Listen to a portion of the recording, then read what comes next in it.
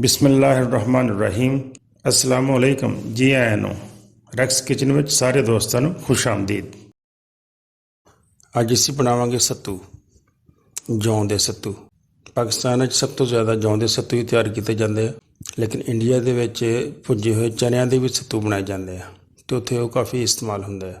Overall ਅੱਜ ਕੱਲ੍ਹ ਸੱਤੂ ਬਹੁਤ ਕਮ ਬਣਾਏ ਜਾਂਦੇ ਆ, ਕਮ ਪੀਤੇ ਜਾਂਦੇ ਆ। ਪੁਰਾਣੇ ਦੌਰ ਵਿੱਚ ਸੱਤੂ ਲੋਕ ਬਹੁਤ ਪੀਂਦੇ ਹੁੰਦੇ ਸੀ। ਸੱਤੂ ਬਹੁਤ ਅੱਛੀ ਚੀਜ਼ ਹੈ, ਇਹਦੇ ਬਹੁਤ ਜ਼ਿਆਦਾ ਫਾਇਦੇ ਹੁੰਦੇ ਆ। ਗਰਮੀਆਂ ਦਾ ਜ਼ਬਰਦਸਤ ਤੋਹਫਾ ਹੈ, ਗਰਮੀਆਂ ਦਾ ਤੋੜ ਹੈ। ਇਹਦੀ ਤਾਸੀਰ ਬੜੀ ਠੰਡੀ ਹੁੰਦੀ ਹੈ ਅਤੇ ਬਹੁਤ ਸਾਰੀ ਬਿਮਾਰੀਆਂ ਨੂੰ ਠੀਕ ਵੀ ਕਰਦਾ ਹੈ। ਸੱਤੂਆਂ ਨਾਲ ਕਬਜ਼ ਵੀ ਖਤਮ ਹੁੰਦੀ ਹੈ ਅਤੇ ਮਿੱਦੇ ਦੀ ਗਰਮੀ ਵੀ ਦੂਰ ਹੁੰਦੀ ਹੈ ਅਤੇ ਜਿਸਮ ਵਿੱਚ ਬਹੁਤ ਕੁਵਤ ਪੈਦਾ ਕਰਦਾ ਹੈ। ਕੁਵਤ ਮੁਦਾਫਤ ਨੂੰ ਵੀ ਬੜਾ ਤੇਜ਼ ਕਰਦਾ ਹੈ। ਸੱਤੂ ਪੀਣਾ ਸੁਨਨਤ ਵੀ ਹੈ। ਅੱਲਾਹ ਤਾਲਾ ਨੇ ਸੱਤੂਆਂ ਵਿੱਚ ਬੜੀ ਬਿਮਾਰੀਆਂ ਦੀ ਸ਼ਿਫਾ ਰੱਖੀ ਹੈ। ਸੱਤੂ ਬਣਾਉਣਾ ਵੀ ਕੋਈ ਮੁਸ਼ਕਿਲ ਨਹੀਂ ਹੈ, ਬਿਲਕੁਲ ਆਸਾਨ ਤਰੀਕਾ ਹੈ। ਅਤੇ ਆਓ ਫਿਰ ਦੇਖਦੇ ਹਾਂ ਕਿ ਸੱਤੂ ਕਿਸ ਤਰ੍ਹਾਂ ਬਣਾਏ ਜਾਂਦੇ ਆ। ਸੱਤੂਆਂ ਨੂੰ ਬਣਾਉਣ ਵਾਸਤੇ ਤੁਸੀਂ ਪਹਿਲੇ ਜੌਂ ਲੈ ਲਓ ਅਤੇ ਜੌਂ ਨੂੰ ਅੱਛੀ ਤਰ੍ਹਾਂ ਧੋ ਲਓ, ਧੋ ਕੇ ਅਤੇ ਉਹਨਾਂ ਨੂੰ ਸਾਫ਼ ਕਰ ਲਓ। ਖੁਸ਼ਕ ਕਰਨ ਤੋਂ ਬਾਅਦ ਅਸੀਂ ਇਹਨਾਂ ਨੂੰ ਫਰਾਈ ਕਰਨਾ, ਯਾਨੀ ਸੱਤੂ ਰੋਸਟ ਕਰਾਂਗੇ, ਭੁੰਨਾਂਗੇ। ਇਹਨਾਂ ਨੂੰ ਕੜਾਹੀ ਦੇ ਵਿੱਚ ਪਾ ਲਓ ਅਤੇ ਦਰਮਿਆਨੀ ਅੱਗ 'ਤੇ ਜਿਹੜੇ ਆ ਉਹ ਰੋਸਟ ਕਰਨਾ ਸ਼ੁਰੂ ਕਰੋ।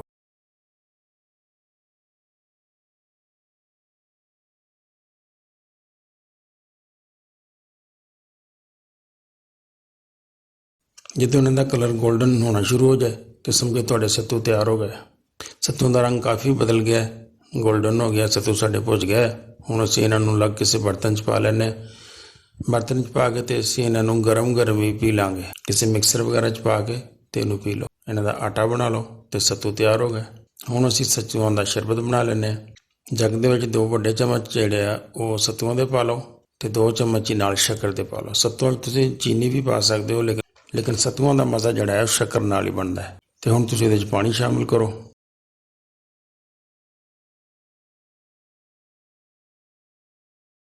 ਅਤੇ ਥੋੜ੍ਹਾ ਜਿਹਾ ਲੈਮਨ ਜੂਸ ਵੀ ਪਾ ਲਓ।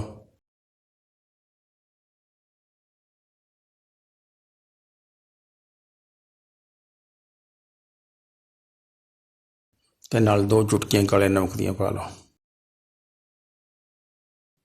ਅੱਛੀ ਤਰ੍ਹਾਂ ਹੱਲ ਕਰ ਲਓ।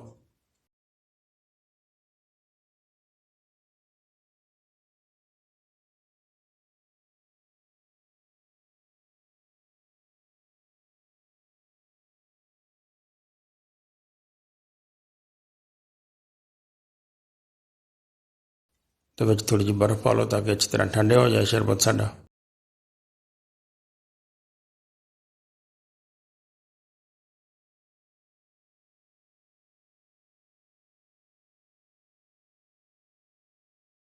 ਸੱਤੂਆਂ ਦਾ ਸ਼ਰਬਤ ਤਿਆਰ ਹੋ ਗਿਆ ਅਤੇ ਗਲਾਸ 'ਚ ਪਾਓ ਅਤੇ ਪੀਓ, ਮੌਜ ਕਰੋ।